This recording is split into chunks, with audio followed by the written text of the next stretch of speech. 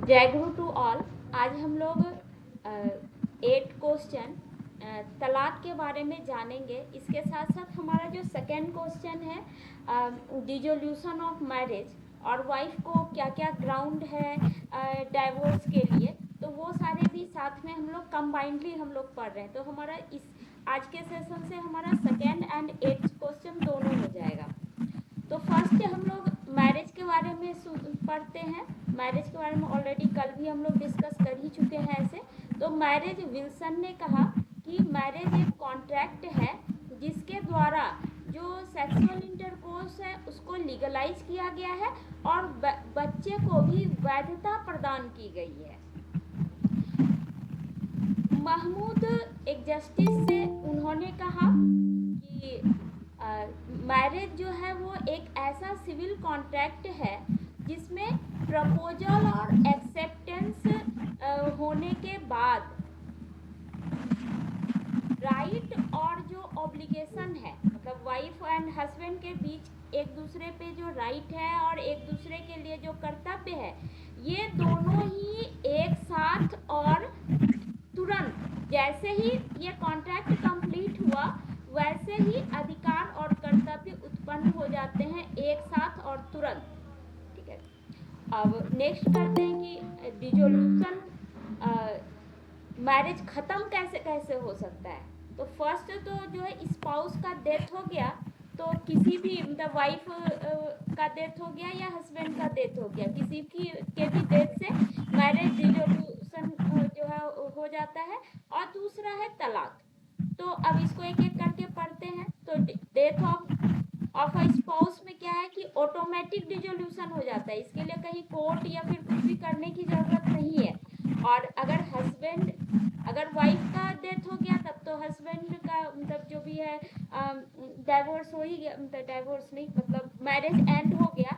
और अगर हस्बैंड का डेथ होता है तो वाइफ को जो है अगर दूसरी शादी करनी है तो उससे पहले उसको इद्दत पीरियड तक वेट करना पड़ेगा। मतलब यहाँ पे है कि डेथ के बाद भी वाइफ को इद्दत पीरियड को फॉलो करना ही होता है।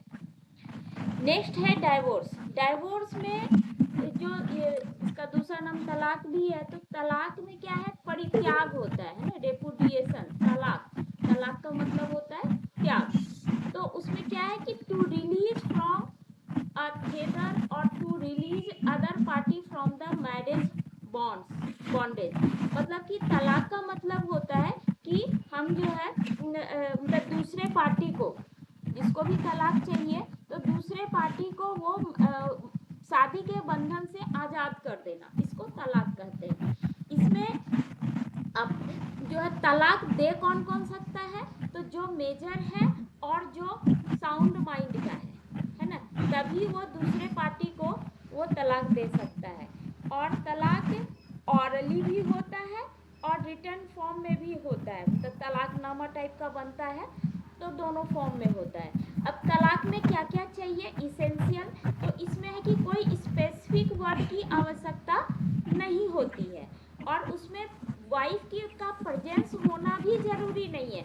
बस वाइफ को जो है ना कम्युनिकेशन होना जरूरी है। जैसे ए जो है बी के सामने जो है बोलता है कि मैंने अपनी पत्नी को तलाक दे दिया, है ना, तो मतलब वहाँ पे उसकी वाइफ का होना जरूरी नहीं है। और ये जो उसने बी के सामने बोला, तो वो किसी ढंग से उसके वाइफ तक कम्युनिकेशन जाना चाहिए कि उसके हस्बैंड ने उसको तलाक दे दिया है।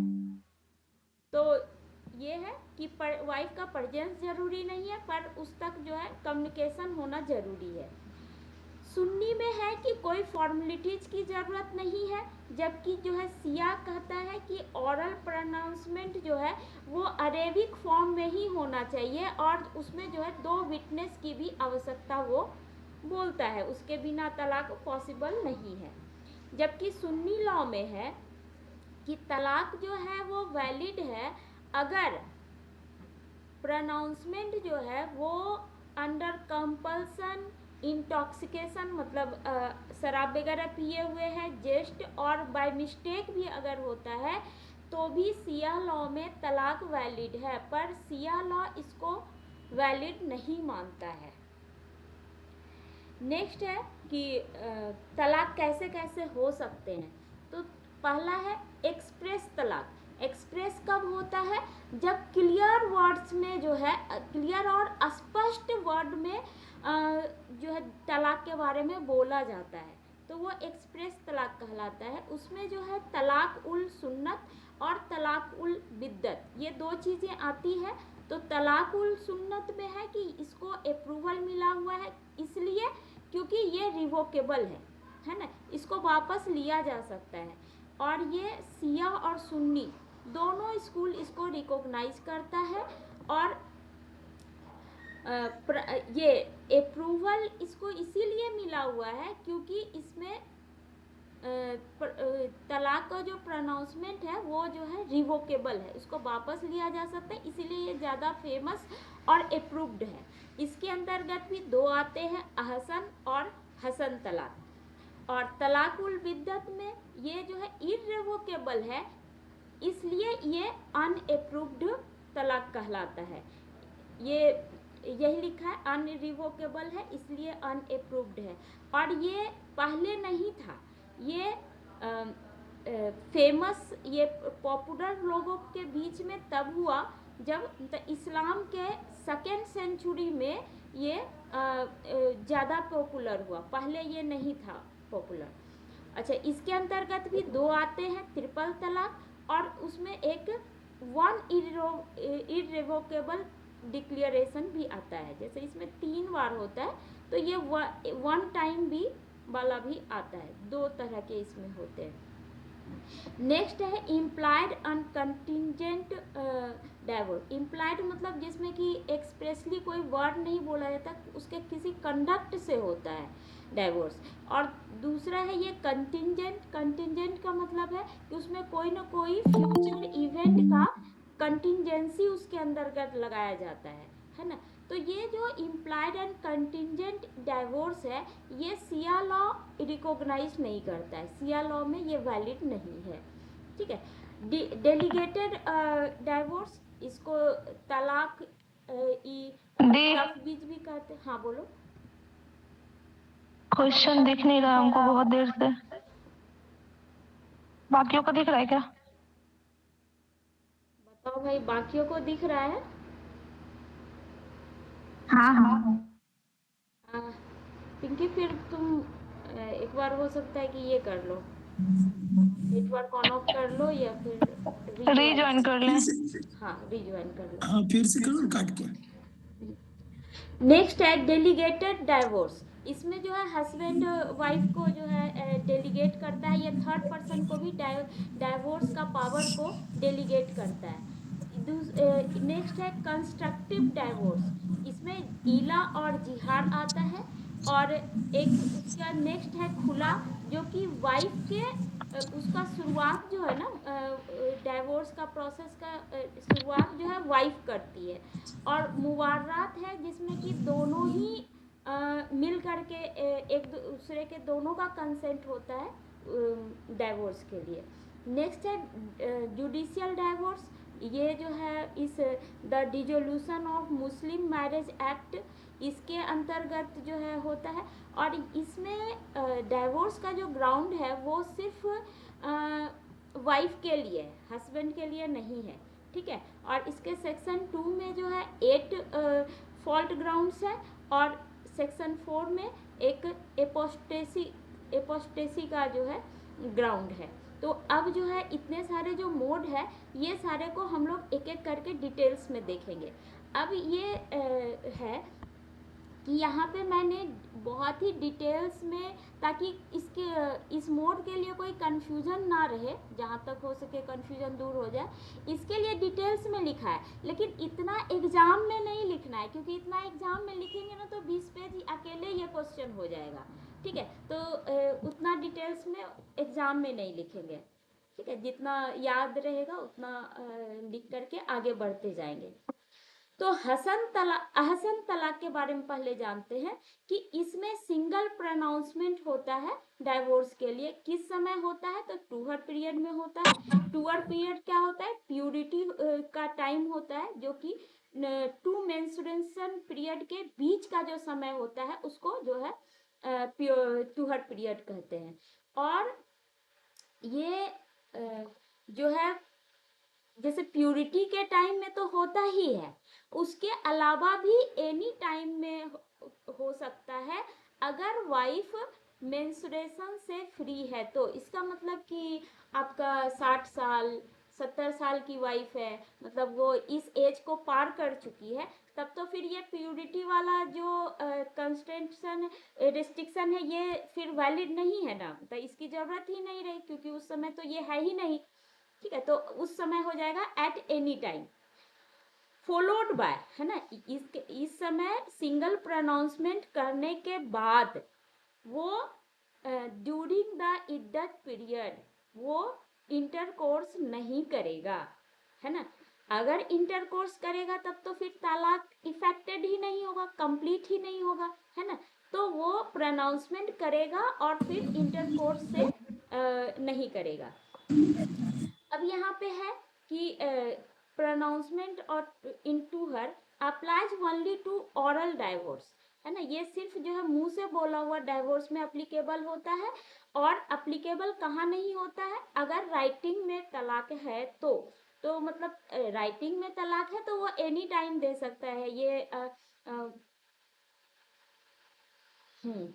द टूहर में प्रोनाउंसमेंट का जो ये रेस्ट्रिक्शन है वो ऑरल के लिए नहीं, ऑरल डाइवोर्स में अप्लीकेबल नहीं होता, अप्लीकेबल होता है, रिटर्न में नहीं होता। या फिर वाइफ जो है मेंस्ट्रुएशन का एज को पार कर चुकी है तो नहीं होता है। या फिर पार्टीज जो है हस्बैंड और वाइफ वो फॉर ए लॉन्ग टाइम बहुत समय से एक दूसरे से अलग हैं, तो ये सब कंडीशन सीधा जो है प्रोनाउंसमेंट करेगा तो तलाक वैलिड हो जाएगा। और अगर मैरिज जो है उन लोगों के बीच में कंजुमेटेड भी नहीं हुआ है तो भी जो है ये टूहर पीरियड में प्रोनाउंसमेंट का रेस्ट्रिक्शन वैलिड नहीं होगा, है ना। तो ये चीज ध्यान रखेंगे कि टूहर पीरियड वाला कंस्टेंट जो है वो इन 4 अवस्थाओं में इसकी जरूरत नहीं होती है। नेक्स्ट है रिवोकेशन कैसे कर सकते हैं। तो रिवोकेशन जो है जब इद्दत पीरियड जो है समाप्त होने से पहले एट एनी टाइम जो है कर सकते हैं। कैसे कर सकते हैं, तो एक्सप्रेसली भी कर सकते हैं और इम्प्लाइडली भी कर सकते हैं। एक्सप्रेसली मतलब इस टाइप के कुछ वर्ड्स जो है वाइफ को अगर वो बोल रहा है कि हाँ हम वापस लेते हैं कुछ इस टाइप के, तो जो है वो रिवोक हो जाएगा तलाक। लेकिन और इम्प्लाइडली भी अगर हस्बैंड इम्प्लाइडली मतलब कि कंडक्ट के द्वारा, कंडक्ट कैसा कंडक्ट, तो हस्बैंड जो है अगर वाइफ के साथ एक साथ रहना शुरू कर दिया, क्योंकि ऐसे कंडीशन में भी प्रोनाउंसमेंट हो सकते हैं ना जब वो बहुत समय से एक दूसरे से अलग है ना। और ऐसी स्थिति में अगर वो प्रोनाउंसमेंट करता है और उसके बाद इद्दत पीरियड कंप्लीट होने से पहले वो एक वाइफ के साथ रहना शुरू कर देता है, तो सीधी सी बात है तलाक जो है वो पोस्टपोन्ड हो गया, मतलब कि सॉरी कैंसल्ड हो गया, है ना, इफेक्ट में नहीं आया। या फिर इंटरकोर्स करने लग जाता है ना। तो दोनों ही केस में जो है वो तलाक जो है इफेक्टेड नहीं होगा। नेक्स्ट है ये जो फीचर ऑफ रिवोकेबिलिटी है, मतलब कि ये जो वापस तलाक वापस लेने का जो फीचर है, इसी वजह से इस तलाक को मोस्ट अप्रूव्ड एंड प्रॉपर तलाक इसको बोला जाता है ना। और पार्टीज इसमें जो है फ्री टू रीमैरी, शादी जो है वो लोग कर सकते हैं, remarry subsequently at any time. जैसे ही ये जो ये इद्दत पीरियड से जैसे ही इद्दत पीरियड समाप्त हुआ वो जो है तुरंत जो है रीमैरी करने के लिए फ्री हो जाते हैं। अच्छा, कि 3 प्रोनाउंसमेंट ड्यूरिंग 3 सक्सेसिव तुहर, मतलब जो है जो 3 प्रोनाउंसमेंट होगा, मतलब एक तुहर में एक प्रोनाउंसमेंट, फिर दूसरा तुहर में दूसरा प्रोनाउंसमेंट, और फिर तीसरा तुहर में फिर थर्ड प्रोनाउंसमेंट, और जैसे ही थर्ड प्रोनाउंसमेंट होगा वैसे ही तलाक जो है इफेक्टेड हो जाएगा। तो यहाँ पे लिखा है कि made at a time no intercourse taken place during that to her, मतलब जैसे ही मेंस्ट्रुएशन खत्म हुआ उसके बाद उसको इंटरकोर्स नहीं करना है, और उसके बाद बिना इंटरकोर्स उस टूहर पीरियड में बिना इंटरकोर्स किए हुए उसको जो है प्रोनाउंसमेंट करना है, ये बोल रहा है। और अगर वाइफ मेंस्ट्रुएशन के एज को पार कर चुकी है तब उस केस में क्या है कि प्रोनाउंसमेंट या तो 1 मंथ पे होगा या फिर जो है 30 डेज पे। 1 मंथ इसलिए लिखा है कि 1 मंथ जो है 28, 29, 30, 31 डेज कुछ भी हो सकता है, या जनरल जो है 30 डेज पे जो है वो प्रोनाउंसमेंट कर सकते हैं। ओके, नेक्स्ट है कि अगर ये जो जैसे ही लास्ट प्रोनाउंसमेंट होगा वैसे ही तलाक जो है वो फाइनल हो जाएगा और इररिवोकेबल होगा।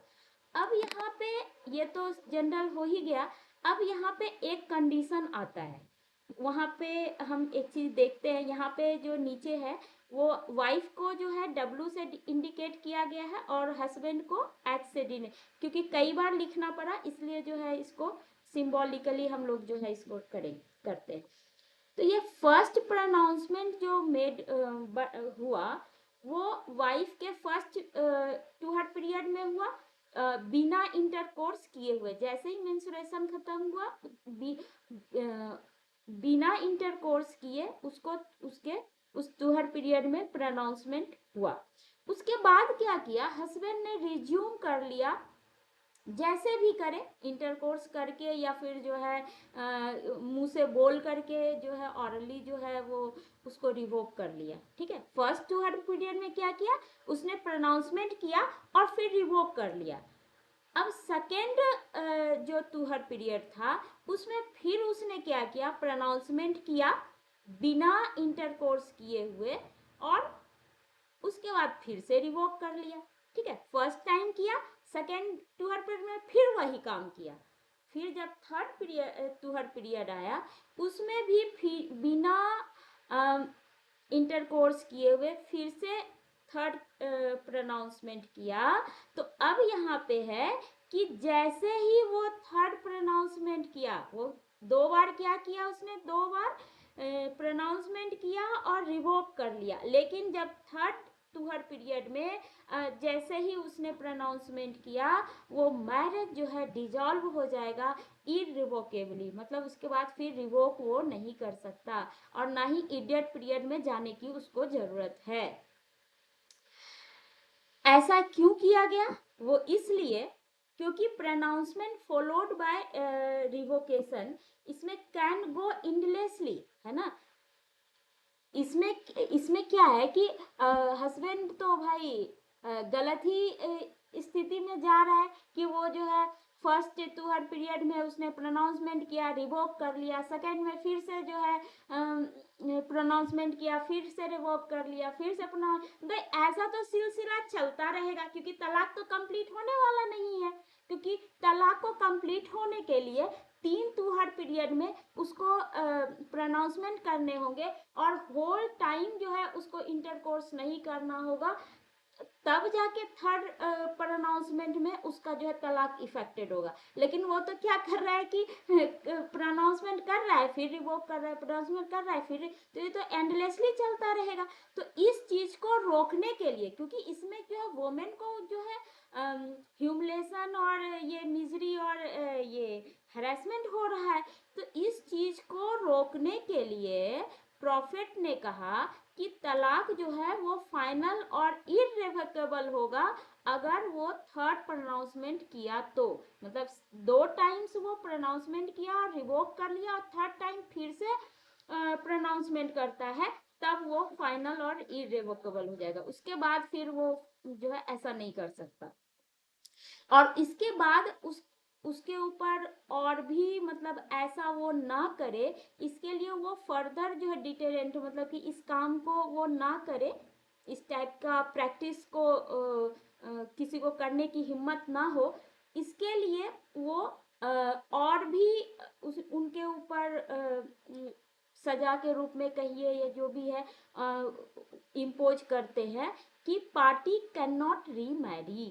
वो दोनों आपस में जो ये रिवोक हो गया, अब इसके बाद दोनों आपस में अगर चाहे तो भी शादी नहीं हो सकती, उसके लिए उनको वाइफ को, ये जो हम लोग जानते हैं ना इस चीज को किस नाम से, हलाला के नाम से जानते हैं, है ना, कि वाइफ को रीमैरी करना होगा अनदर पर्सन से, उसके बाद जो है एक्चुअल कंज्यूमेशन उन लोगों का होगा, फिर डाइवोर्स होगा, उसके बाद इडेट पीरियड को फॉलो करना होगा, उसी के बाद ही वो दोनों शादी कर सकते हैं, है ना। ये एक सजा के रूप में जो है दिया गया है।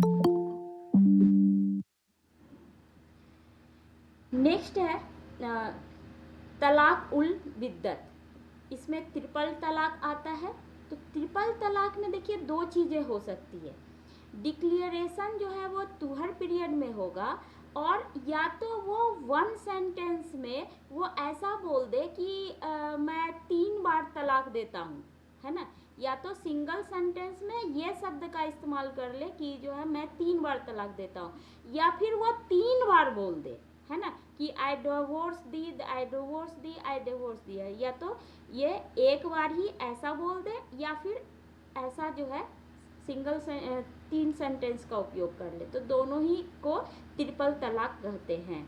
और जैसे ही जो है ये डिक्लेरेशन जो है किया जाता है, वैसे ही मैरिज डिसॉल्व हो जाता है और इररिवोकेबल होता है, इसको वापस नहीं लिया जा सकता है, इसीलिए इसको अनअप्रूव्ड माना गया है। अच्छा, इसमें जो है दूसरा प्रकार, एक तो ट्रिपल तलाक हो गया, एक सिंगल भी होता है। इसमें तुहर पीरियड के अंतर्गत डिक्लेरेशन किया जाता है, या इसके अलावा भी किसी जो भी उसके अलावा भी कर दिया जाता है। तो उन दोनों ही परिस्थितियों में क्या होगा कि मैरिज डिसॉल्व हो जाएगा और इररिवोकेबल होगा, ये इस केस लॉ में भी कहा गया है। तो अब यहाँ पे है कि ट्रिपल प्रोनाउंसमेंट जो है वो इस तलाक उल बिद्दत का इसेंशियल पार्ट नहीं है, क्योंकि 3 बार तलाक बोलना ही है, ये इसेंशियल पार्ट नहीं है, क्योंकि हमने यहाँ पे देखा कि सिंगल टाइम में भी जो है, सिंगल डिक्लेरेशन में भी जो है तलाक कंप्लीट हो रहा है ना। अगर इंटेंशन क्लियर है तो, अगर सिंगल में भी बोला, लेकिन अगर इंटेंशन क्लियर है हस्बैंड का कि हमको डाइवोर्स देना ही है, तो फिर डाइवोर्स हो जाएगा, 3 बार की ज़रूरत नहीं है। अच्छा, सिया लॉ जो है वो या तो 3 बार वाले डिक्लेरेशन या फिर ये जो सिंगल डिक्लेरेशन है, दोनों में से किसी फॉर्म को रिकॉग्नाइज नहीं करता, सिया लॉ इसको वैलिड नहीं मानता है, ठीक है। और इसमें रीमैरी जो है वो तभी कर सकता है जब हमने जो अभी यहाँ हलाला वाला प्रोसेस देखा, ये यहाँ पे भी अप्लीकेबल है, ठीक है, कि रीमैरी वो लोग आपस में तभी कर सकते हैं जब वाइफ जो है वो दूसरी शादी करेगी, डाइवोर्स होगा वहाँ पे, सॉरी उससे पहले कंज्यूमेशन होगा, डाइवोर्स होगा, इद्दत पीरियड होगा, तभी फिर दोनों जो है शादी कर सकते हैं। और इस तलाकुल बिद्दत को जो है वो कंडेम्ड माना जाता है, मतलब ये पनिशेबल है ना, ये पनिशेबल है, सीनफुल है, पाप टाइप का माना जाता है, और ये जो है अनरिलीजियस माना जाता है ना, कि ये धर्म के विरुद्ध है, ड्यू टू इट्स रिवोकेबिलिटी, ये जो इसको रिवोक नहीं कर सकते ना, इस वजह से ये पनिशेबल, पाप और जो है अनरिलीजियस माना जाता है। But most common mode in India, मुल्ला कहते हैं कि ये जो है इंडिया में सबसे ज़्यादा मोस्ट कॉमन मोड यही है तलाक देने का।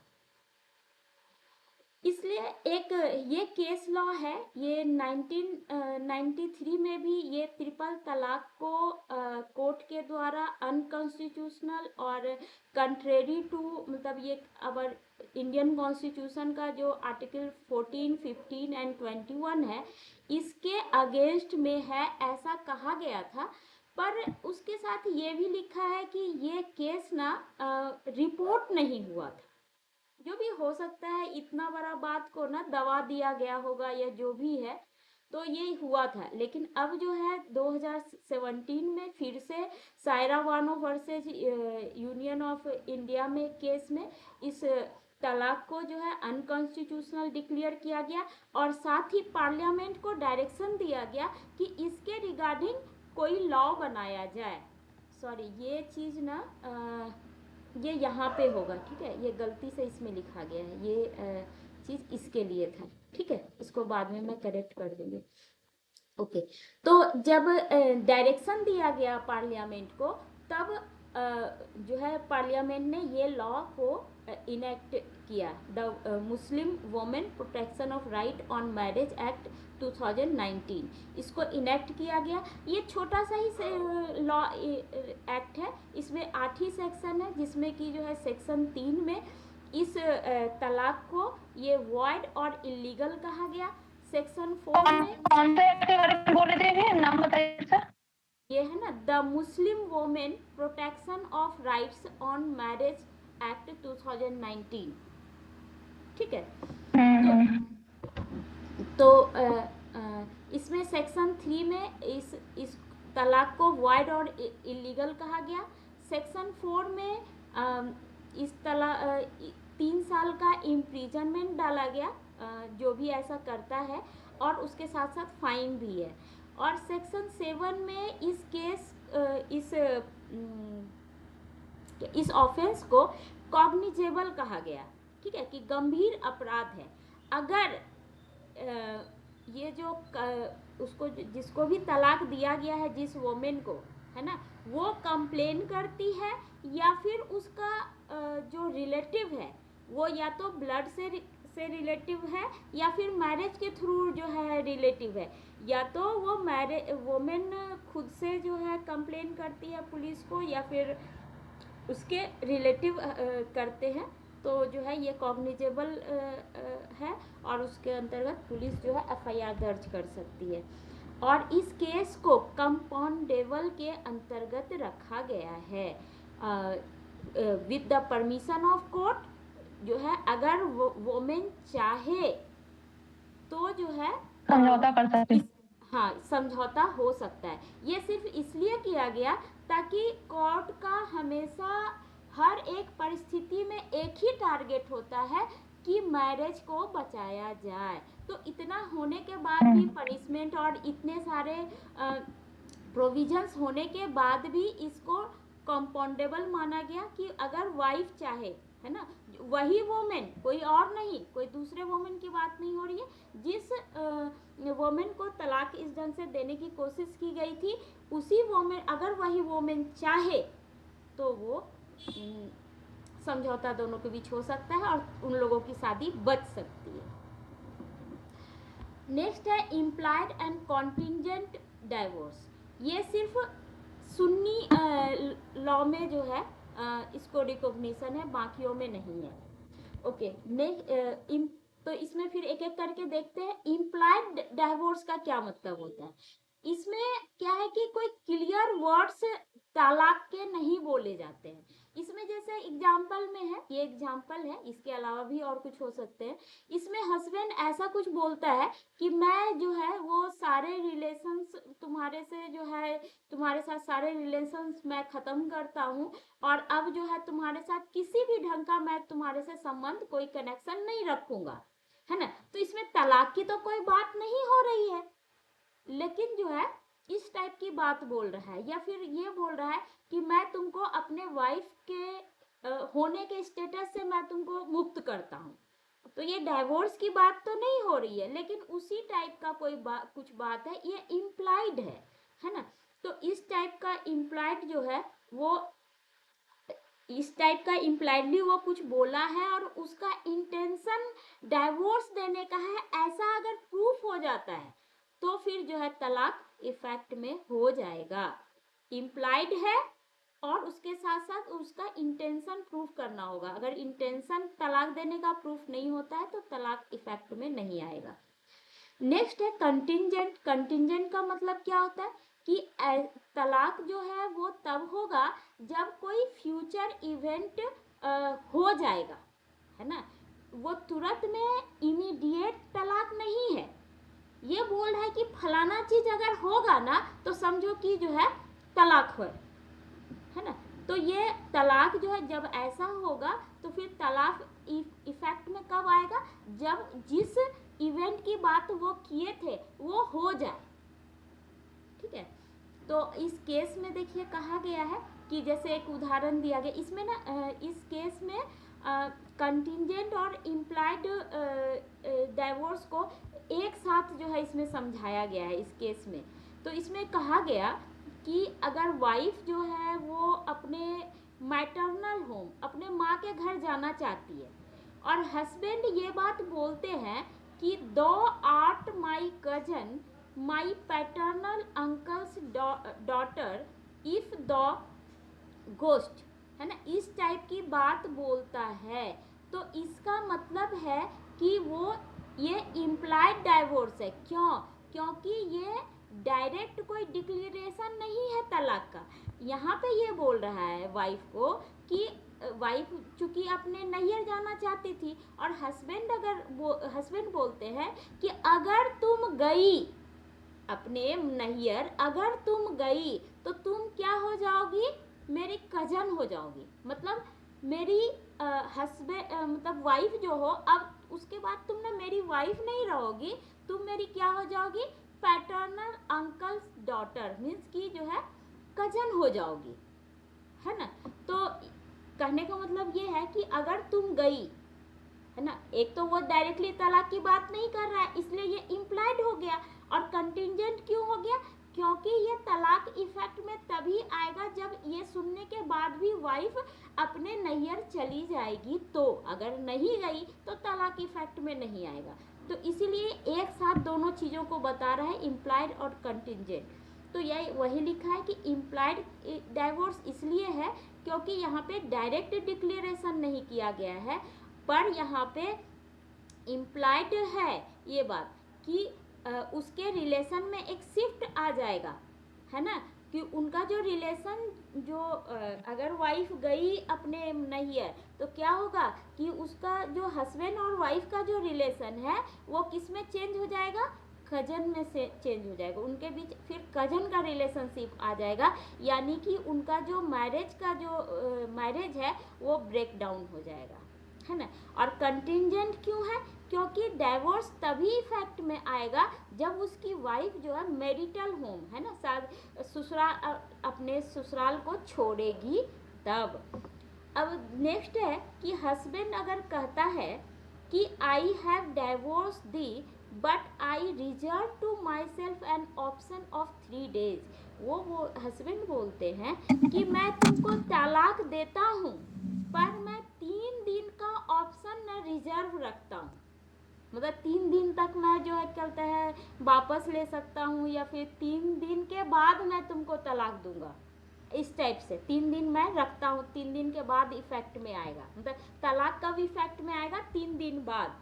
तो यहाँ पे बोला गया कि ये बोलने का मतलब ये है कि तलाक तो वैलिड हुआ, लेकिन जो है ये जो ऑप्शन बोल रहा है ना कि 3 दिन बाद, वो नहीं है, वो इमीडिएटली जो है तलाक इफेक्ट में आ जाएगा। ये 3 दिन वाला ऑप्शन जो है वो ऑप्शन वाइड में है, जैसे सेल में करते थे ना कि सेल जो है कंडीशनल सेल अगर करते थे या कंटिंजेंट सेल करते थे कि सेल हो जाए, सेल कर रहे हैं लेकिन जो है ना तुम अपने लाइफ टाइम तक जो है ना तुम इस ज़मीन को बेच नहीं सकते हो, तो वहाँ पे क्या होता था कि जो ट्रांसफ़र है, जो बेचा गया है, वो सेल तो वैलिड होता था, पर वो जो कहा गया कि तुम इस ज़मीन को बेच नहीं सकते, ये कंडीशन फुलफिल नहीं होता है, मतलब वो कंडीशन वॉइड है। वो अपने जब हम सेल कर रहे हैं तो वो जो है उस ज़मीन को जो है वो सेल कर सकता है, तो वो कंडीशन वॉइड होता है। तो उसी ढंग से यहाँ पे भी है कि तलाक इफेक्ट में आएगा, वैलिड है, पर जो ये ऑप्शन बोल रहा है 3 डेज का, वो जो है वॉइड होगा। नेक्स्ट है डेलीगेटेड डाइवोर्स, है ना, इसको जो है तलाक आई तफवीज भी बोलते हैं और तफवीड भी बोलते हैं, दोनों ही है बोला जाता है। और इस टाइप के तलाक जो है वो सुन्नी और शिया दोनों ही रिकॉग्नाइज करते हैं। इसमें क्या है कि हस्बैंड अपना जो डाइवोर्स देने का जो पावर है ना उसको अपने वाइफ को दे देता है या फिर कोई थर्ड पर्सन को दे देता है, और ये जो पावर का डेलीगेशन है वो एब्सोल्युटली हो सकता है, कंडीशनली भी हो सकता है, टेम्पोररी भी हो सकता है, परमानेंटली भी हो सकता है। ये चारों ढंग का डेलीगेशन हो सकता है। अगर परमानेंट डेलीगेशन कर देता है तो ये रिवोकेबल है, पर अगर टेम्पोररी डेलीगेशन करता है तो वो इरेवोकेबल है, वापस नहीं ले सकता, डेलीगेशन को वापस नहीं ले सकता, है ना। डेलीगेशन जो है वो प्री नप्सियल एग्रीमेंट मतलब मैरिज से पहले भी हो सकता है शुरुआत में, और पोस्ट मैरिज एग्रीमेंट, है ना, शादी के बाद भी वो दोनों आपस में हस्बैंड जो है एक एग्रीमेंट कर दे सकता है कि फलाने फलाने कंडीशन अगर ऐसा कुछ होता है तो तुम मेरे को डाइवोर्स दे सकती हो, है ना। या फिर तुम अनकंडीशनली कर सकता है कि तुम मेरे को जब चाहे तलाक जो है तुम मेरे को दे सकती हो, तो ऐसा भी जो भी है एग्रीमेंट कर सकता है। और इस ढंग से क्या होता है कि इस अगर वाइफ को जो है ऐसा अधिकार दे देता है तो ये वाइफ के हाथ में अपने आप को फ्री करने का बहुत ही इम्पोर्टेंट और पावरफुल हथियार हो जाता है, क्योंकि हस्बैंड को तो इन जनरल सॉरी वाइफ को तो इन जनरल तलाक देने का अधिकार होता ही नहीं है, और अभी अधिकार है भी तो वो कोर्ट के इंटरवेंशन से है, ऐसे तो उसको अधिकार है नहीं। तो हस्बैंड अगर अधिकार वो दे देता है, डेलीगेट कर देता है, तो उसके पास पावरफुल वो हो जाती है अपने आप को फ्री करने के लिए, अगर ऐसा कुछ फेस करती है वो तो अब यहाँ देखते हैं कि कैसे कैसे कंडीशन वैलिड होते हैं, है ना, कौन सा वैलिड और रीजनेबल कंडीशन है और जो कि पब्लिक पॉलिसी के अगेंस्ट नहीं है। तो इस टाइप का एक एग्जाम्पल वगैरह दिया हुआ है कि हस्बैंड अगर ऐसा लिखता है कि अगर मैं तुम्हें मेंटेनेंस देने में फेल कर जाऊं, मतलब तुम्हारी जो ज़रूरतें हैं, खाना पीना रहना का मकान का जो अधिकार है, इस मेंटेनेंस को अगर मैं फुलफिल ना करूं तो तुम मेरे को डाइवोर्स दे सकती हो, या फिर मैं दूसरी पत्नी ले आऊं तो फिर तुम मेरे को डाइवोर्स दे सकती हो। तो ऐसे सब कंडीशन जो है वैलिड है। अब कंटिंजेंट में क्या होता है कि हैपनिंग ऑफ एन इवेंट, मतलब उसमें ऐसे करके पावर का डेलीगेशन होगा कि फलाना कोई इवेंट हो ना तो तुम मेरे को तलाक दे सकती हो। तो यहाँ पे जो कहा गया कि जैसे कि तुम जो है फलाना इवेंट हो जाए, या फिर जैसे कि यहाँ पे ही है कि मेंटेनेंस पे ना करूँ तो तुम तलाक मेरे को दे देना, या फिर जो है सेकेंड वाइफ ले आऊँ तो तुम मेरे को तलाक दे देना। तो क्या सेकेंड वाइफ आएगी तो क्या ऑटोमेटिक तलाक हो जाएगा क्या? ऐसा नहीं है, है ना, ये ऑटोमेटिक तलाक नहीं होगा। ऐसा इवेंट हो भी गया तो भी वाइफ के पास ऑप्शन है कि वो अपने इस जो है पावर को एक्सरसाइज करेगी या नहीं करेगी, उसके पास पावर है, लेकिन उस पावर को उपयोग करने का अधिकार वाइफ को है ना, वो कर भी सकती है, नहीं भी कर सकती है। तो वही लिखा है कि हैपनिंग ऑफ इवेंट, वो जो जिस भी इवेंट पे डिपेंड करेगा वो डाइवोर्स देने का अधिकार, तो वो अगर हो भी गया तो वो ऑटोमेटिक तलाक उसमें नहीं होगा। और ये जो डेलीगेशन वाला जो ये तलाक है, ये वाला जो तलाक है वो लॉ के आइज में यहाँ देखिए हो तो रहा है एक्सरसाइज, पावर का एक्सरसाइज कौन कर रही है? वाइफ। लेकिन जो लॉ जो कहता है कि ये तलाक ऑफ वाइफ बाय हस्बैंड, ये इसको भी हस्बैंड के द्वारा ही तलाक माना जाता है। क्यों? क्योंकि हस्बैंड ने ही ये पावर दिया वाइफ को कि तुम मेरे को तलाक दो, इसलिए वाइफ तलाक दे जरूर रही है, लेकिन लॉ के नजर में यही है कि हस्बैंड तलाक दे रहा है ना। तो ये वही लिखा है। नेक्स्ट इस केस लॉ में कहा गया है कि इन कबीनामा अगर हस्बैंड एक बार ये डेलीगेट कर देता है अपना power, unconditional power to give him तलाक, तलाक देने का जो है वो अनकंडीशनल पावर दे देता है एक्स पार्टे, मतलब कि मेरे बस ये कंडीशन हो या और तुम मेरे को जो है तलाक दे देना। एक्स पार्टी मतलब कि कुछ सुनना उनना नहीं है। एक्स पार्टी होता है, एक्स पार्टी का क्या मतलब होता है, सिविल केस में होता है ना कि जैसे प्लेंटिफ गया और नोटिस सर्व हुआ डिफेंडेंट को, और इसके बाद भी डिफेंडेंट अपीयर नहीं हो रहा है, उसके बाद भी उसको सिंपल नोटिस दिया जाता है, फिर रजिस्ट्री किया जाता है, वो भी नहीं लिया, उसके बाद फिर गजट जो है पास किया जाता है। गजट में क्या होता है कि पेपर पे पब्लिश किया जाता है कि आपके खिलाफ में ये फलाना फलाना केस है और इतने तारीख तक आप जो है कोर्ट में उपस्थित होइए। उसके बाद भी वो अपीयर नहीं होता है, जो डेट दिया रहता है उस डेट पे वो अपीयर नहीं होता है। उसके बाद भी इन जनरल कोर्ट जो है एक डेट और देती है, मतलब उस डेट पे एक्स पार्टी नहीं करती है, उस डेट पे ये लिख देती है कि ठीक है एक्स पार्टी पे सुनवाई किया जाएगा, अगर अगली डेट में आप जो है उपस्थित नहीं होंगे तो अगले डेट में क्या फिर भी अपीयर नहीं होता है तो कोर्ट एक्स पार्टी कर देती है। और एक्स पार्टी करने के बाद क्या होता है कि सिर्फ प्लेंटिफ का सुना जाता है, डिफेंडेंट का नहीं सुना जाएगा, उसके बिना ही उस केस में डिग्री पास की जाती है जो भी लॉफुल होगा। तो यहाँ पे भी वही है कि उसके फिर हस्बैंड का नहीं सुना जाएगा, फिर अपना एक्स पार्टी जो है डाइवोर्स वाइफ जो है एक्सरसाइज कर सकती है पावर अपने इच्छा पे के अनुसार, है ना। तो इस ढंग से अगर वाइफ ऐसा कंडीशन ऐसा हस्बैंड करता है डेलीगेशन, तो वाइफ जो है वो इस पावर को एक्सरसाइज कर सकती है, ये वैलिड तलाक माना जाता है, ऐसा इस केस में कहा गया। नेक्स्ट है आपका ईला। ईला हम लोग जानते हैं अब्दुल रहीम जो जूरिस्ट हुए हैं, उन्होंने कहा कि ईला में क्या होता है कि कंडक्ट ऑफ द हस्बैंड, है ना, हस्बैंड का ऐसा कंडक्ट है जो कि ये दिखाता है कि उसने ना त्याग कर दिया है ना। त्याग कैसे किया है, उसने कोई तलाक के वर्ड नहीं बोले हैं या ऐसा कुछ एक्सप्रेशन नहीं दिखाया है ना। और उसमें इंटेंशन भी नहीं होता है कि मैरिज को ख़त्म किया जाएगा या जो है तलाक किया जाएगा, ऐसा इंटेंशन के बिना ही हस्बैंड जो है वो कुछ ऐसा कंडक्ट दिखाता है जो कि तलाक का इफेक्ट उसमें आ जाता है। कब, तो अगर हस्बैंड ये प्रतिज्ञा करता है कि मेरे को तुम्हारे से ना कोई मतलब नहीं है ना, I will have nothing to do with his wife, है ना, तो मतलब उसको हस्बैंड वाइफ से कोई मतलब नहीं है।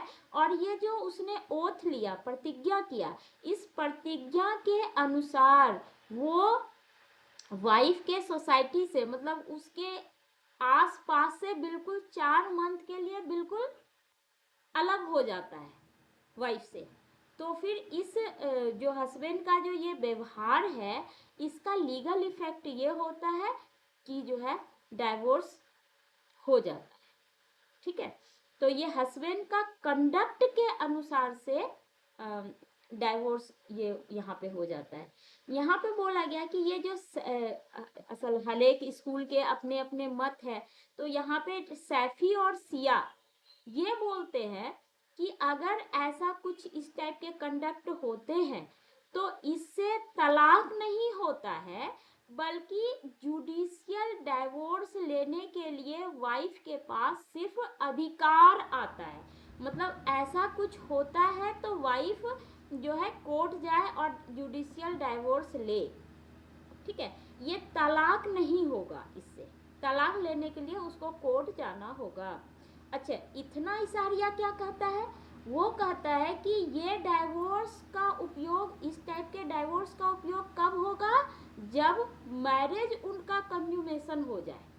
अगर मैरिज कंज्यूमेशन नहीं हुआ है तो इस टाइप की के कंडक्ट से डाइवोर्स नहीं होगा। अब ये है कि अगर हस्बैंड जो है ये 4 महीने से पहले अगर इंटरकोर्स कर ले या फिर उससे कनेक्ट हो जाए, है ना, वो जो है ओथ को ना माने, है ना, वाइफ के का जो है ध्यान रखने लग जाए, उसके साथ रहने लग जाए, तो फिर इला जो है टेक प्लेस नहीं होगा और कैंसल्ड हो जाएगा, है ना। इस केस में तलाक नहीं होगा। 4 महीने से पहले वो रिज्यूम कर लिया तो तलाक नहीं होगा। और अगर 4 मंथ तक अगर 4 मंथ तक वो रिज्यूम नहीं करता है तब तो ईला हो जाएगा ना। तो ईला हो जाएगा, लेकिन उसके बाद भी अगर हस्बैंड कहता है कि नहीं ठीक है चलता है दोनों साथ रहते हैं, इस टाइप की बातें अगर वो करता है तो फिर ये ईला तभी कैंसिल होगा जब वाइफ भी तैयार हो जाए कि ठीक है रहते हैं साथ में, मतलब तलाक ईला को खत्म करते हैं, तभी होगा।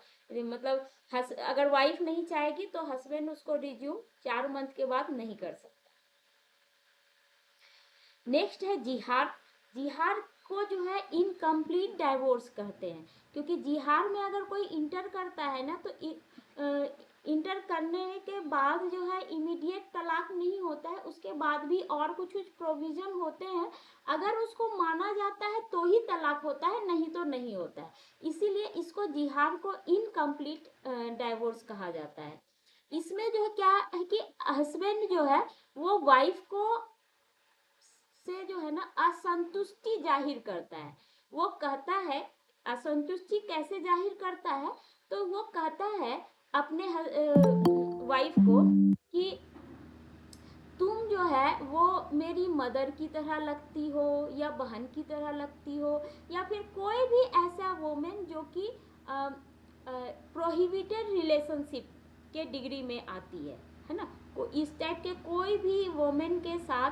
अच्छा यहाँ पे देखिए ये तलाक जो है इस टाइप का प्रैक्टिस जो है वो अब के टाइम में नहीं होता है, ये उस समय का था, प्री इस्लामिक अरब कस्टम उस समय हुआ करता था। और उस समय ये बैक का मतलब ना वो सेक्सुअल रिलेशनशिप से कनेक्टेड होता था, यानी कि वो हस्बैंड जो है वो अपने वाइफ को जो है बोल रहा है कि तुम जो है ना मेरी माँ की तरह दिखती हो, है ना, माँ की तरह हो। चूंकि माँ जो है वो माँ के साथ तो सेक्सुअल रिलेशनशिप नहीं कर सकते, या फिर जो है सिस्टर के साथ या कोई भी प्रोहिबिटेड रिलेशनशिप के अंतर्गत जो भी वाइफ वोमेन है उसके साथ नहीं कर सकते, इसलिए तुम्हारे साथ भी नहीं कर सकते। तो ऐसा जब वो कहता है तो फिर वाइफ के पास ये अधिकार हो जाता है कि वो उसके साथ ना रहे, है ना, कोहिबिटेशन को रिफ्यूज कर सकती है, वो हस्बैंड के साथ रहने से मना कर सकती है। और टिल हस्बैंड परफॉर्म्स अ पीनेंस, मतलब कि अगर वो ये प्रायश्चित अगर नहीं, जब तक नहीं करता है तब तक उसके साथ रहने से मना कर सकता है। अब किस टाइप का प्रायश्चित, तो अब एक स्लेव को फ्री करने का, जो कि अब तो स्लेवरी सिस्टम है ही नहीं, कि दास बनाने वाली प्रथा तो अब है नहीं, अब कोई भी दास नहीं है। तो ये चीज अब अप्लीकेबल आज के डेट में नहीं है, लेकिन हाँ ये सब काम कर सकता है कि 2 कंजिक्यूटिव मंथ्स, ये जो रोजा वाला है, रोजा 1 मंथ के लिए होता है तो उसको 2 मंथ के लिए रोजा टाइप का मतलब फास्टिंग करना होगा, या फिर 60 गरीब लोगों को खाना खिलाना होगा। इस टाइप के अगर वो प्रायश्चित करता है तो फिर वाइफ जो है उसके साथ रहने लग जाएगी। लेकिन अगर हस्बैंड इस टाइप के कोई भी प्रायश्चित करने से मना कर दे तो फिर वाइफ जो है उसके पास ये अधिकार आ जाता है कि वो कोर्ट जा सकती है जुडिशियल डाइवोर्स के लिए। यहाँ पे कहा गया है कि जिहार जो है उसका अब कोई सिग्निफिकेंस नहीं है, क्योंकि ये देख ही रहे हैं कि ये चीजें जो है ना वो प्री इस्लामिक अरब कस्टम में ऐसा होता था, इसलिए अब इतना जो है इंडिया में, खास करके इंडिया में जो है इसका कोई अर्थ नहीं है। क्योंकि यहाँ पे जो है जो मुस्लिम हस्बैंड है वो गुस्सा में आते हैं ना, तो इन जनरली जो है वो ट्रिपल तलाक या वो सब जो तलाक है उन सब का वैसा करते हैं, इस टाइप के चीजें वो नहीं बोलते हैं। इसलिए इस जिहार का इंडिया में कोई ज़्यादा सिग्निफिकेंस नहीं है। नेक्स्ट है खुला। खुला डाइवोर्स भी म्यूचुअल के अंतर्गत आता है, लेकिन इसको ज़्यादा अच्छे से अगर डिफाइन किया जाए तो उसको जो है वाइफ के इंस्टेंस पे डाइवोर्स ही माना जाता है, यानी कि वाइफ के इनिशिएशन पे ये किया गया होने वाला डाइवोर्स है। इसमें खुला का मतलब होता है टू पुट ऑफ। इसमें क्या कर वाइफ जो है हस्बैंड से जो है कहती है कि तुम मेरे को जो ये मैरिज का जो बंधन है उससे आजाद कर दो। और आजाद कैसे करो, तो जो है वो सर्टेन कंसिडरेशन देती है हस्बैंड को, है ना। उसमें वाइफ जो है कहती है हस्बैंड को कि तुम मेरे को रिलीज कर दो, और हस्बैंड जो है कुछ कंसिडरेशन लेकर के इसके लिए एग्री हो जाता है। तो एग्री जो है वो होता है किसके, क्या मतलब कंसिडरेशन किस किस टाइप के हो सकते हैं, तो या तो मेहर का कुछ पार्ट हो सकता है या फिर होल मेहर हो सकता है ना। वाइफ कह सकती है कि मतलब इतना फ्रैक्शन ऑफ द मेहर हम तुमको माफ करते हैं, या फिर पूरा का पूरा मेहर माफ करते हैं, या फिर कोई और दूसरी प्रॉपर्टी है वाइफ के पास, उसको जो है मैं तुम्हें दे दूंगी। तो यहाँ पे ये ध्यान रखना होगा कि ये जो प्रॉपर्टी है वो वाइफ के का ऑनरशिप उस पे होना चाहिए। ये नहीं कि किसी पिताजी की का जो प्रॉपर्टी है वो मैं तुम्हें दे दूंगी, ऐसा वैसा ऐसा नहीं चलेगा। और दूसरा यहाँ पे ये भी है कि वाइफ जो है वो बोलती है कि हम मेहर का कुछ पार्ट जो है हम तुमको माफ कर देंगे, और हस्बैंड एग्री हो जाता है, और दोनों के बीच जो है ये खुला जो है वो के थ्रू तलाक हो जाता है। तो उसके बाद अगर हस्बैंड, क्योंकि उसके बाद तो फिर म्यूचुअल टाइप का हो गया ना, कि वाइफ ने ऐसा बोला और हस्बैंड भी तैयार हो गया, तो म्यूचुअल टाइप का हो गया। तो उसके बाद अगर हस्बैंड, इसमें तो पार्टली माफ किया गया था ना, तो पार्टली अगर मेहर हस्बैंड नहीं देता है तो वाइफ उसको क्लेम नहीं कर सकती है। और अगर वाइफ वो पार्टली या फिर ये प्रॉपर्टी देने का जो भी वो कंसिडरेशन के लिए बोलती है, अगर वो पे नहीं करती है तो भी जो है हस्बैंड उसको क्लेम नहीं कर सकता, है ना। एक बार अगर दोनों ने एक्सेप्ट कर लिया, है ना, तो फिर स्टेटस जो है सो वही रहेगा, उसके बाद चेंज नहीं होगा। मतलब क्लेम ये प्रॉपर्टी या फिर मेहर का क्लेम वगैरह नहीं हो सकता, ना वाइफ कर सकती है ना हस्बैंड कर सकता है, ऐसा है। और चूंकि ये खुला एक्ट ऑफ द पार्टीज है, मतलब कि दोनों मिलकर के डिसाइड किया हुआ काम है, तो यहाँ पे कोर्ट की जरूरत नहीं है। और यहाँ पे वाइफ को इद्दत पीरियड फॉलो करना होगा। और इसमें खुला जो है, इसमें जैसे हस्बैंड या वाइफ जो है वो दूसरे किसी पार्टी या फिर किसी एजेंट के द्वारा भी इसमें इंटर कर सकती है। जैसे कि यहाँ पे वाइफ हस्बैंड को बोल रही है ना, तो वाइफ जो है हस्बैंड को किसी एजेंट के द्वारा, किसी और व्यक्ति के द्वारा भी ये बात को रख सकती है हस्बैंड के सामने, है ना, ये बोल रहा है। नेक्स्ट है मुबारात। मुबारात में क्या है कि म्यूचुअल कंसेंट होता है, दोनों का ही होता है। तो मुबारात का मतलब ही होता है कि एक्ट ऑफ फ्रीइंग, है ना, एक दूसरे को आजाद करना म्यूचुअल कंसेंट से, है ना, आपसी सहमति से एक दूसरे को आजाद करना। इसमें म्यूचुअल एवर्सन होता है, मतलब हस्बैंड और वाइफ को दोनों को ये लगना चाहिए कि अब जो है बहुत हुआ, अब ये जो साथ में रहना है ना ये बहुत ही ज्यादा कष्टदायक हो गया है। दोनों ही चाहता है कि हम एक दूसरे से आजाद हो जाएं, तब ये तलाक जो है ये संभव होता है। और इसमें लेकिन जैसे कि दोनों को तो लगता है कि अब भाई ये तलाक, ये मैरिज को अब खत्म किया जाए, लेकिन शुरुआत कोई भी कर सकता है ना। ऑब्वियसली कोई एक तो एक शुरुआत करेगा ही ना, तो कोई भी शुरुआत कर सकता है। जैसे उसमें था कि वाइफ ही शुरुआत कर रही है खुला का, लेकिन यहाँ पे ऐसा नहीं है, यहाँ दोनों में से कोई भी शुरुआत कर सकता है। और ये भी वही बात है खुला की तरह ही कि ये भी एक्ट ऑफ द पार्टीज है, दोनों मिलके जो है डाइवोर्स ले रहे हैं, तो इसमें कोर्ट की आवश्यकता नहीं है। और इसमें भी वाइफ को इद्दत पीरियड फॉलो करना होगा। अच्छा, यहाँ पे सुन्नी जो है, सुन्नी में ये हिदाया एक करके एक होली बुक है ना, ये हनाफी का है ना, तो हनाफी का जो हिदाया है इसके अनुसार ये है कि जैसे ही मुवारात इफेक्ट में आता है वैसे ही दोनों के बीच, हस्बैंड और वाइफ के बीच जो भी म्यूचुअल राइट्स एंड ऑब्लिगेशन होते हैं एक दूसरे के लिए, वो एंड हो जाता है, वो खत्म हो जाता है। यहाँ पे सिया जो है वो थोड़ा सा ये है, मतलब लिबरल नहीं है, है ना, वो कठोर है थोड़ा इस मामले में कि वो बोलता है कि दोनों पार्टीज के को बोनाफाइड होना चाहिए। किस चीज के लिए बोनाफाइड, मतलब गुड फेथ में होना चाहिए। किस मामले में, कि उन दोनों को ही ये लगना चाहिए कि उनका जो मैरिटल रिलेशनशिप है हस्बैंड वाइफ का, वो बहुत ही नरक टाइप का हो गया है, बहुत कष्टदायक हो गया है। ये बात दोनों को लगना चाहिए, एक को लग रहा है तो नहीं चलेगा, ठीक है, दोनों को ही लगना चाहिए, तभी ये मुवारात में वो लोग इंटर कर सकते हैं।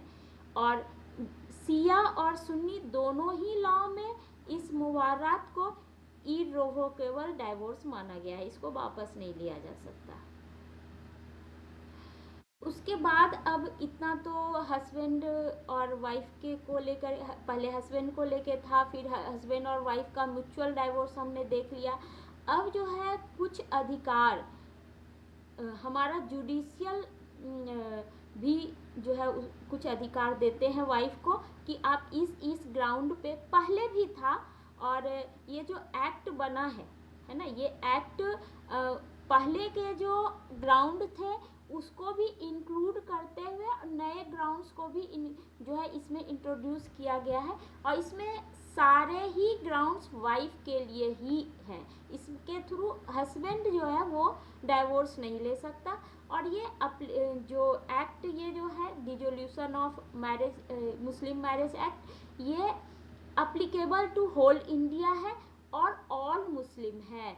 ऐसा नहीं है कि मतलब सारे ही मुस्लिम पे अप्लाई होगा, ऐसा नहीं कि सुन्नी पे होगा, सुया पे नहीं होगा, या हनाफी पे होगा, सैफी पे नहीं होगा, ऐसा नहीं है, सारे के सारे पे अप्लाई होगा।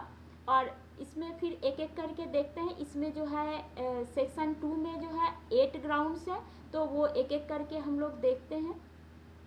फर्स्ट है कि आपका हस्बैंड का के बारे में ना कुछ पता ही नहीं है 4 साल के लिए, 4 साल के लिए नहीं, 4 साल या 4 साल से अधिक के लिए हस्बैंड कहाँ है ये पता ही नहीं है, तो फिर वाइफ जो है कोर्ट जा सकती है जुडिशियल डाइवोर्स के लिए। और उसमें जब डिक्री हो जाता है तो डिक्री होने के बाद भी वो जो इफेक्ट में आना होता है वो 6 मंथ के लिए इफेक्ट में नहीं आता है। डाइवोर्स हो गया लेकिन वो इफेक्ट में कब आएगा, डिक्री के 6 महीने बाद। और उस 6 महीने कंप्लीट होने से पहले हस्बैंड या तो खुद से आकर के या अपना किसी एजेंट के द्वारा वो कोर्ट में अपीयर होता है और कोर्ट को ये सेटिस्फाई कर देता है कि अब वो वाइफ के साथ जो भी उसके कंजुगल ड्यूटीज है, उसका जो मेंटेनेंस का करना है, वो कहाँ था तो कुछ पता ही नहीं था, तो ऑब्वियसली कुछ भी उसका ध्यान देख रेख नहीं करता होगा, है ना, तो वो देख रेख करेगा और जो भी उसका कंजुगल राइट्स है हस्बैंड वाइफ का वो सारे वो का निर्वाह करेगा। तब फिर ये जो कोर्ट ने तो डिक्री दे दिया था, तो उस डिक्री को कोर्ट सेट असाइड कर सकती है, मतलब उसको कैंसिल कर सकती है ना, उसको निरस्त कर सकती है।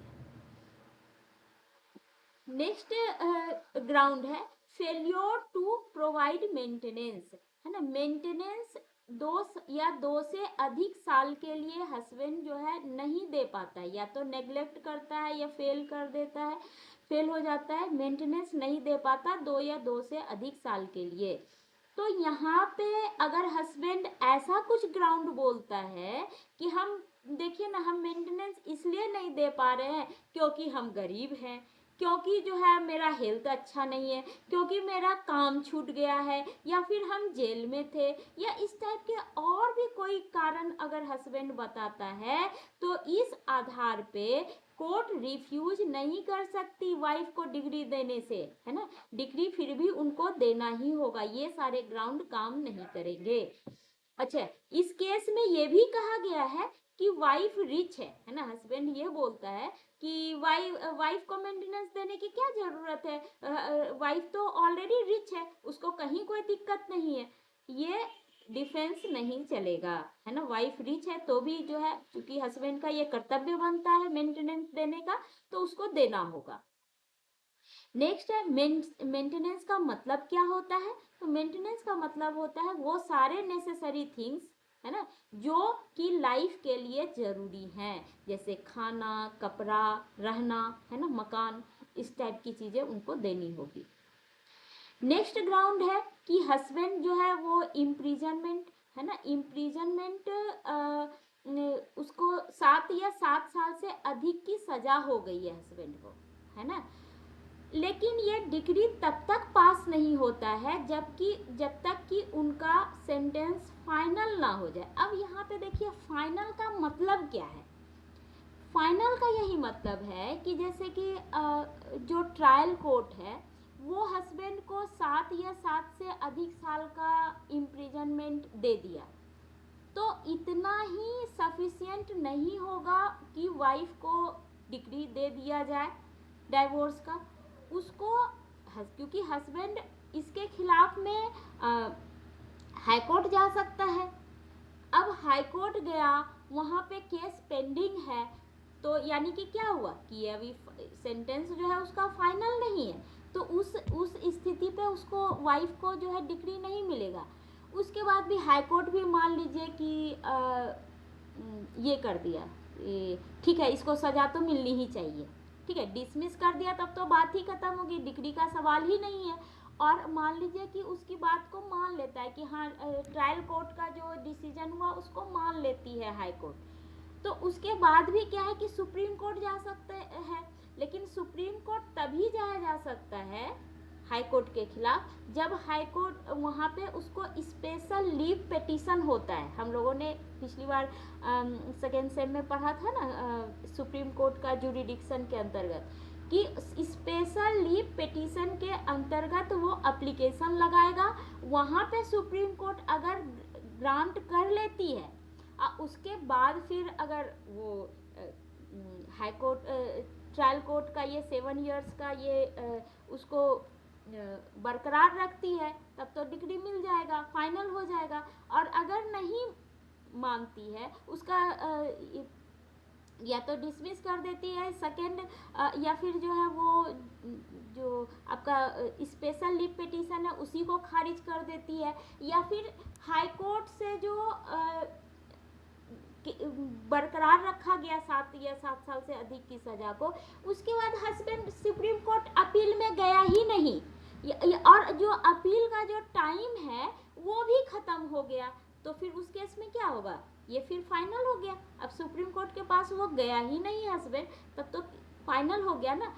तब जो है ट्रायल कोर्ट वाइफ को डिग्री प्रदान कर देगी, तो फाइनल का मतलब ये होता है, ठीक है।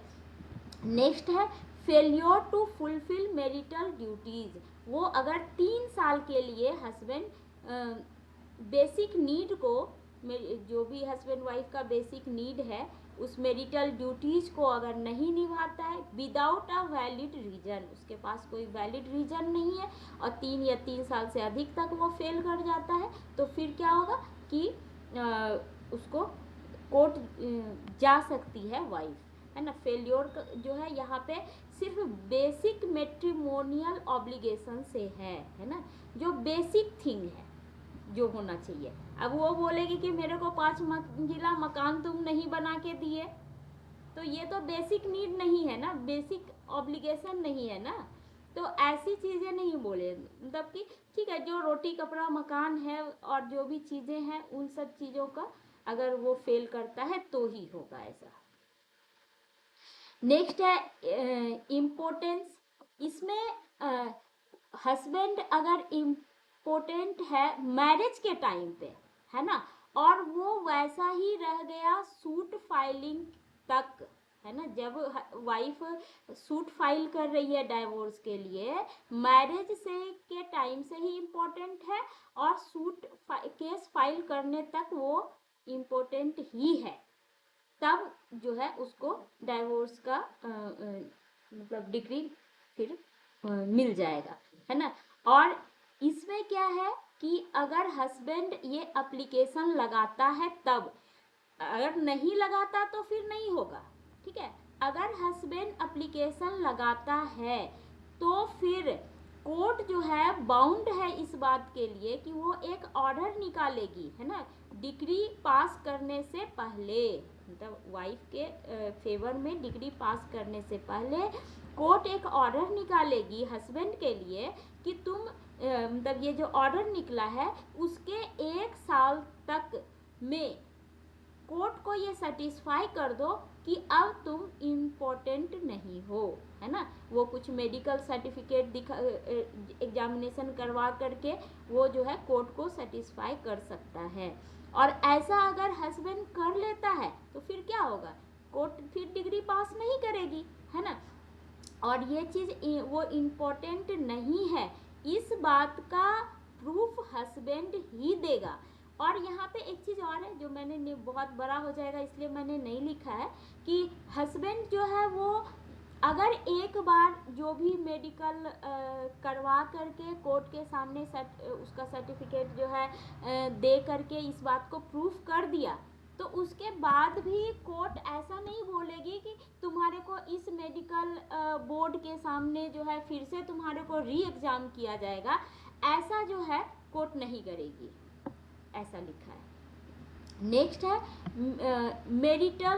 मेंटल इलनेस और वेनेरियल डिजीज, इसमें ना लेप्रोसी भी था जो कि अगर याद होगा हिंदू लॉ में भी जो है डिवोर्स का एक ग्राउंड था लेप्रोसी। तो 2019 का जो अमेंडमेंट हुआ था उसके अनुसार से वहाँ से भी हटाया गया और उसी के अनुसार से यहाँ भी लेप्रोसी को हटाया गया, वो लेप्रोसी भी यहाँ पे था, ठीक है। तो लेप्रोसी को हटा दिया गया है। लेप्रोसी मतलब 6 रोग होता है तो उसमें, और ये जो मेंटल इलनेस है वो 2 या 2 साल से अधिक के लिए वो हस्बैंड जो है इंसैनिटी है, मतलब कि वो पागल टाइप का है, अनसाउंड माइंड का है। और कब तक के लिए है, जब वो सूट फाइल कर रही है उसके इमीडिएटली बिफोर 2 इयर्स या 2 इयर्स से पहले, मतलब आज जो है वाइफ अगर केस दायर कर रही है तो पिछले 2 साल से या 2 साल से अधिक से वो पागल ही है ना। और ये पोस्ट मैरिज और प्री मैरिज ये दोनों कंडीशन यहाँ फुलफिल, मतलब दोनों ही कंडीशन यहाँ पे वैलिड है। कहने का मतलब कि शादी के बाद वो पागल हो गया या शादी से पहले ही पागल है, से ही पागल है, इससे इस बात से कुछ फर्क नहीं पड़ता। हस्बैंड अगर वेनेरियल डिजीज से जो है अगर वो सफ़र कर रहा है तो ये बहुत ही घातक होने चाहिए, है ना। वेनेरियल डिजीज अगर सिंपल वाला है तो फिर वो ग्राउंड नहीं बनेगा, वो घातक होने चाहिए लेकिन कम्युनिकेटिव फॉर्म में हो इसकी ज़रूरत नहीं है, मतलब कि संक्रामक ना हो, है ना, एक से दूसरे में फैलता है ना, इस टाइप की चीजें नहीं भी हो तो भी चलेगा। जबकि हिंदू लॉ में जो वेनेरियल डिजीज के बारे में लिखा था उसमें लिखा था कि संक्रामक हो तभी ग्राउंड बनेगा, लेकिन मुस्लिम में जो है वो कम्युनिकेटिव फॉर्म जो है का आवश्यकता नहीं है, अगर नहीं रहेगा तो भी उसका ग्राउंड बनेगा, ठीक है। ये हो गया। नेक्स्ट ग्राउंड है रिपुडिएशन ऑफ मैरिज। इसमें अगर वाइफ का जो है शादी है ना वो माइनर थी 15 साल से पहले, है ना, जब वो उसका 15 साल का एज था उससे पहले ही उसका मैरिज हो गया तो उस समय तो वो माइनर थी, तो उसका जो गार्जियन के थ्रू जो है वो शादी होगी ना, कंसेंट गार्जियन देंगे, तो मतलब उसके फादर दिए हों, ग्रैंडफादर दिए हों या और भी कोई गार्जियन है उन्होंने कंसेंट दे कर करके वाइफ का जो है शादी हुआ हो 15 साल से पहले। दूसरा कंडीशन है कि जब वो 18 साल से पहले वो शादी का परित्याग करती है, वो शादी को जो है मना कर देती है, लेकिन तब तक उन लोगों के बीच मैरिज का कंजुमेशन ना हुआ हो, है ना, इस चीज का ये एक कंडीशन है ना। 15 साल से पहले शादी हुई हो और 18 साल से पहले उसने शादी को मना कर दिया, है ना, लेकिन तब होगा जब ग्राउंड बनेगा जब उन लोगों के बीच कंजुमेशन ना हुआ। नेक्स्ट है आपका लास्ट क्रुएल्टी। क्रुएल्टी में है कि हस्बैंड असॉल्ट करता है वाइफ को, या फिर जो है इमोरल वोमेन के साथ एसोसिएट करता है, यानी कि प्रोस्टिट्यूट या फिर जो है किसी दूसरे जो गलत टाइप की वोमेन है उसके साथ मतलब मेलजोल रखता है, मतलब रिलेशनशिप रखता है, या फिर जो है वाइफ को ही गलत धंधों में जो है वो फोर्सफुल्ली उसको लगाता है, या फिर जो है वाइफ की प्रॉपर्टी को डिस्पोज कर देता है ना, वैसे केस में, या फिर वाइफ को जो है उसका जो भी रिलीजन है उसको मानने में दिक्कत कर रहा है ना, या मुस्लिम के तो बहुत सारी वाइफ है, तो उन सारी वाइफों को ना एक जैसा ट्रीट नहीं करता है ना, अनइक्विटेबली दोनों वाइफ मतलब वाइफ को ट्रीट करता है। तो ये सारे ग्राउंड जो है के आधार पे वाइफ जा सकती है कोर्ट। नेक्स्ट है कि ये सारे तो सेक्शन 2 में थे। अब नेक्स्ट सेक्शन 4 में एक एपोस्टेसी का भी ग्राउंड है।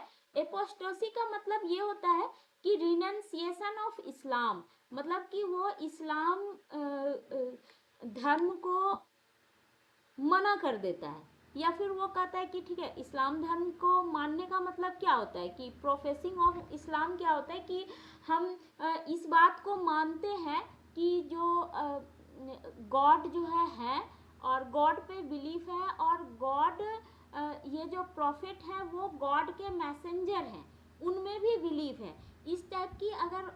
अगर वो रिनंसिएट कर देता है इस्लाम को, यानी कि वो गॉड को अल्लाह को गाली देने लगता है या प्रॉफिट को गाली देने लगता है, उसको उनको मानना बंद कर देता है, तो उस टाइप की चीज़ें क्या होगी कि रिनंसिएशन ऑफ इस्लाम, अब वो इस्लाम को नहीं मान रहा है, या फिर conversion of a Muslim to some other religion, है ना, अगर वो मुस्लिम जो है वो किसी दूसरे धर्म को अपना लिया, तो इन दोनों चीज़ों को एपोस्टेसी कहते हैं।